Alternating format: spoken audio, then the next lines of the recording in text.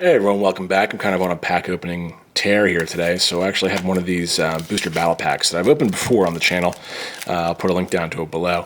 But these are cool because they come with two booster packs and a semi-random deck for you to play with, and they're in the Gatecrash guild colors.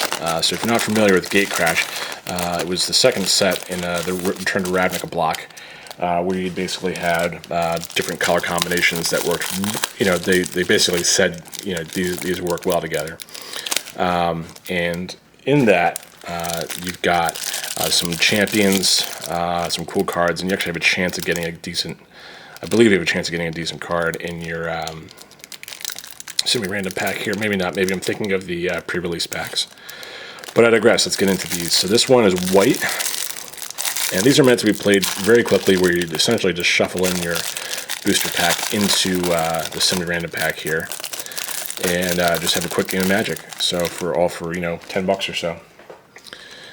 So and a little guide here. I think that there's a big how to play guide there, and this is more specific to Gatecrash and the guilds in Gatecrash. Explains them out for you, tells you what what Boros would be. I think Rakdos is a Return to Ravnica guild. Ravnica has 10 guilds, and I guess Ravnica has 5, and then Gatecrash has the other 5. Yeah, here's the 5 for Gatecrash. Orzhov, Dimir, Gruul, Boros, and Simic. So this is either going to be Boros or Orzhov, because that's the only two that have white in it. I'm kind of hoping for Boros, but who knows? I think it's looking like it was Orzhov. Shielded Passage. Yep. Looks like it's Orzhov here. I'll just read out the... and there are lands interspersed in here. Kingpin's Pet's a good card. It's a 2/2 for 3. Gold Gate.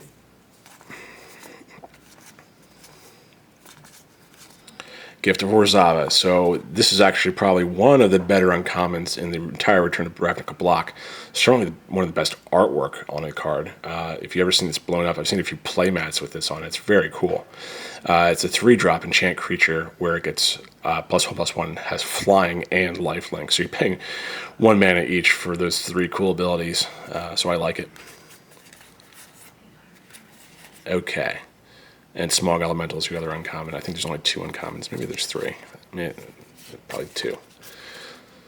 So you're not really paying for 4 booster packs. You're only paying for 2 booster packs and the fun that comes with it. These used to come back in M12 with 2 little boxes as well, but I guess they figured that you're not really feeling a full deck here, so it was just kind of a waste of money.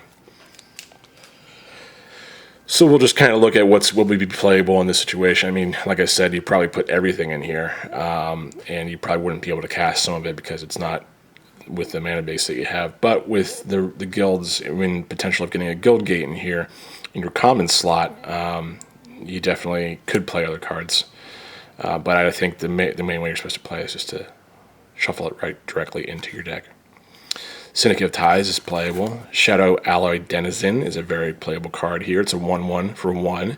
And when another black creature enters the battlefield under your control, target creature gains Intimidate until end of turn, which means that it can't be blocked except for by artifact creatures or creatures that share a color with it. So for a 1/1 for 1, it gives you actually a little bonus if you're looking for some small creature cards to have in your deck that give you a little bit more than what you pay for. This is one of the cards you should think about. Croconor is a 1/3 for 3, not playable here. Shattering Blows, Boros card, exile target artifact. Kingpin's Pet, playable. Mortis Strider, not. Shamble Shark. Simic. If you were, playing with a buddy of yours and you guys are friends, maybe you would think about just giving each other the suitable cards that you get in your booster pack into the guild that you play with.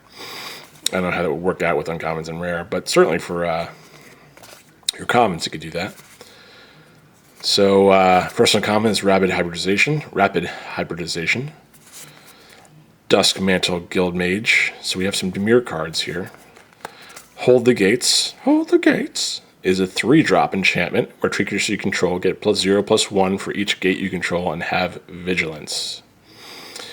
I'm not a huge fan of the gate mechanic on cards, but in this situation, we're definitely playing with it because it's a white card. Especially because there's, I think, one guild gate in there, so you get something out of it. And our rare is Gyre Sage, which is a 1/2 for 2 elf druid creature with Evolve, and that means whenever a creature enters the battlefield under your control, if it has greater power toughness than this creature, it gets a +1/+1 counter on this creature.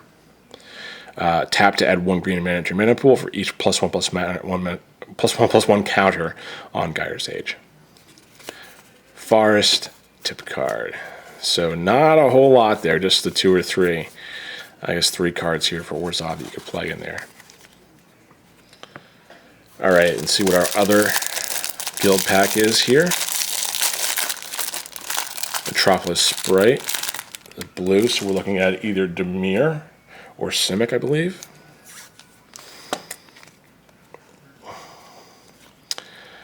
And it's Dimir, so there's plenty of Dimir cards in the other pack we could probably slide in here. Call the Nightwing is our uncommon 4-drop, and when you put it into play, it's a sorcery. You put a 1/1 blue and black horror creature token with flying onto the battlefield. And the commons are, the lands are interspersed in here, commingled, however you want to say it. Horror of Dim, Death Cult Rogue. For some reason, these cards seem a little thicker after I've been opening up the M14s. That's probably just, I don't know why. Death's Approach, Shadow Slice. I like this card. Target opponent loses 3 life, and it has the Cipher ability on it for 5. That's the only bad part about it. Mortis Strider, Gridlock. Tap X target non-land permanents. Instant speed, so very good card. Dimir Guildgate. Shadow Alloy Denizen. There's one of those in the other packs. And Sky Games, Enchant Land. Enchant Land has tapped a target creature, gains flying until end of turn. Activate this ability only at any time you can cast a sorcery spell. Yeah, 2-drop. So not thrilled about the cards in that. Like I said, they're called, I think they're called semi-random, but they may actually be only the guild for any one of these that you buy. So you're really just going to get whatever cards they pre-made for that guild.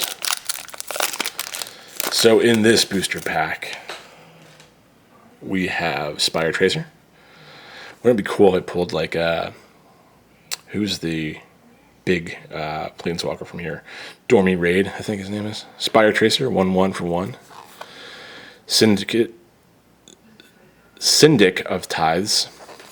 Night Watch. So you definitely probably want to trade cards here to make these more effective.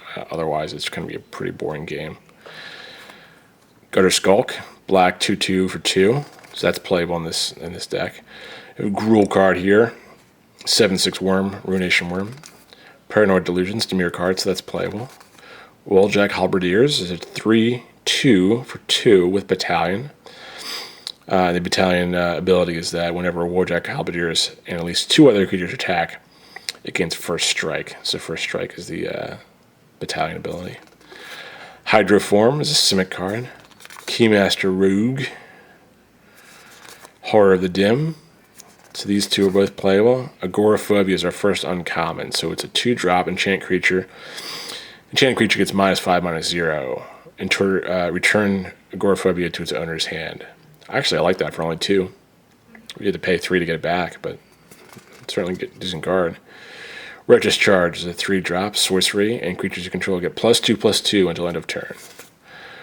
Burning Tree Emissary is a Gruul card. It's a 2-drop 2/2, and then when it enters the battlefield, add a green and a white to your mana pool. So it's basically a free 2/2. And our rare is Realm Right. 1/1 for 1.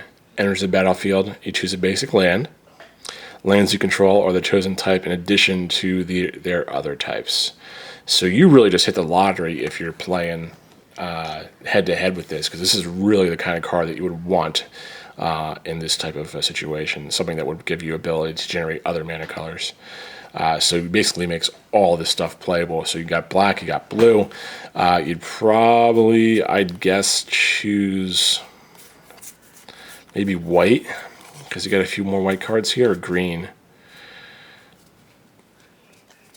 I don't know. That's a tough call, actually. So, yeah, what do you guys think? Would you choose white, green, or red with this guy? And then a mountain and a tip card or an advert card here. Hey, thanks for watching. Please hit like, comment down below if you have any suggestions. It'd be interesting to hear them. And let me know what you guys want me to open. I do have an M14 box I'm going to get to eventually. Thanks for watching. Hit subscribe to see new videos. Take care, guys. Have a great day.